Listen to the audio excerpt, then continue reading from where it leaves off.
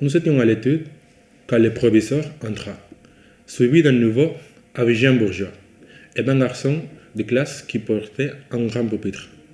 Ceux qui dormaient se réveillèrent, et chacun se leva comme surpris dans son travail. Le proviseur nous fit signe de nous rasseoir, puis, se tournant vers le maître d'études. Monsieur Roger, lui dit-il avec mi-voix, voici un élève que je vous recommande. Il entre en cinquième. Si son travail et sa conduite sont méritoires, il passera dans les rangs, ou l'appelle son âge. Écoute bien, Las Casas. Toi, que la curiosité comme moi torture. La connaissance n'a de cesse que le monde entier bénéficie de ses lumières. La connaissance et la générosité même, tandis que le secret est avaricieux et jaloux. Il garde pour lui, il engrange, il thésaurise. Au bout d'une semaine, alors que Mathilde avait passé l'après-midi seule, il rentra dans la chambre, nerveux, contrarié. Mathilde le couvrit de caresses. Elle s'assit sur ses genoux.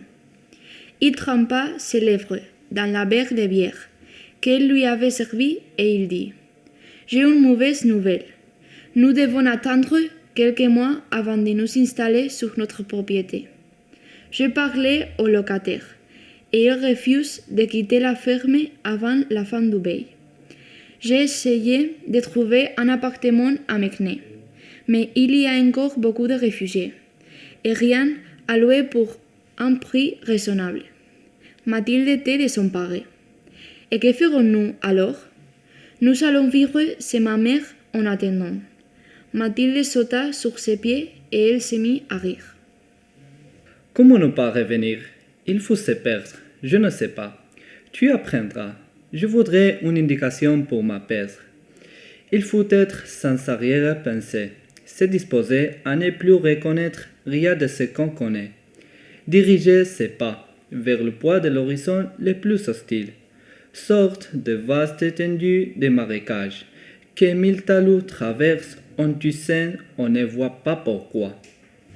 Quand j'ai réfléchi qu'un homme seul, réduit à ses simples ressources physiques et morales, a suffi pour faire surgir du désert ces pays de Canaan, je trouve que, malgré tout, la condition humaine est admirable. Mais quand j'ai fait le compte de tout ce qu'il a fallu de constance dans la grandeur d'âme et d'acharnement, dans la générosité pour obtenir ces résultats, je suis pris d'un immense respect pour ces vieux paysans sans culture qui a su mener à bien cette œuvre digne de Dieu. Ézéar Bouffier est mort paisiblement en 1947 à l'hospice de Banon. Les camélias sur la mousse du temple, le violet des monts de Kyoto, une tasse de porcelaine bleue, cette éclosion de la beauté pure au cœur des passions éphémères, n'est-ce pas ce à quoi nous aspirons tous? Et est-ce que nous autres civilisations de l'Ouest ne savons attendre? La contemplation de l'éternité dans les moments même de la vie.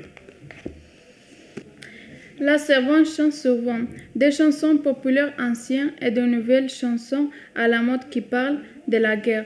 Nous écoutons ces chansons. Nous les répétons sur notre harmonica. Nous demandons aussi à l'ordonnance de nous apprendre des chansons de son pays. Attic dirige sa lampe sur le visiteur. C'est un homme de soixantaine d'années, au commandement avec des épaules voûtées, un cou grotesque et une toque en forme par-dessus des cheveux trop violents. Son visage émacié s'étire vers le menton que prolonge un barbiche noué, et ses yeux globules sont bleus, lui jaillir du front comme sous l'effet d'une douleur atroce. Il reste debout dans l'embrasure, le sourire indécis, attendant un signe de la part du roulier pour avancer ou rebrousser chemin.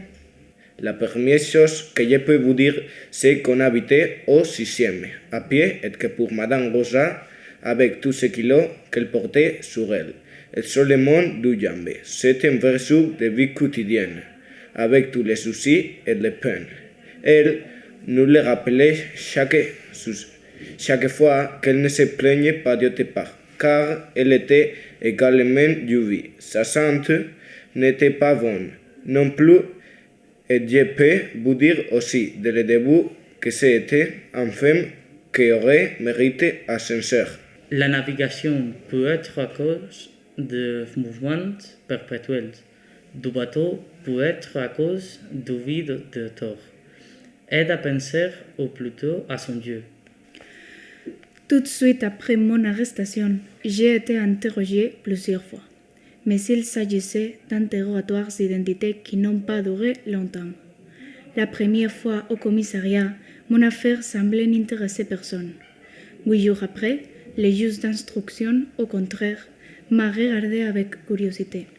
Mais pour commencer, il m'a seulement demandé mon nom et mon adresse, ma profession, la date et le lieu de ma naissance. Puis, il a voulu savoir si j'avais choisi un avocat. J'ai reconnu que non, et je l'ai questionné pour savoir s'il était absolument nécessaire d'en avoir un. Pourquoi, a-t-il dit? J'ai répondu que j'ai trouvé mon affaire très simple. Il a souri en disant « C'est un avis. Pourtant, la loi est là. Si vous ne choisissez pas d'avocat, nous en désignerons un d'office. » J'ai trouvé qu'il était très commode que la justice se chargeât de ces détails. Je le lui ai dit. Il m'a approuvé et a conclu que la loi était bien faite. Ma mère s'est renouillée et j'ai secoué la tête. Elle insistait et je me suis mise à pleurer. Elle m'a soulevé et je me suis à hurler. Et elle m'a donné une claque. C'était la première de ma vie. Voilà, c'est ça, c'est le début des cauchemars.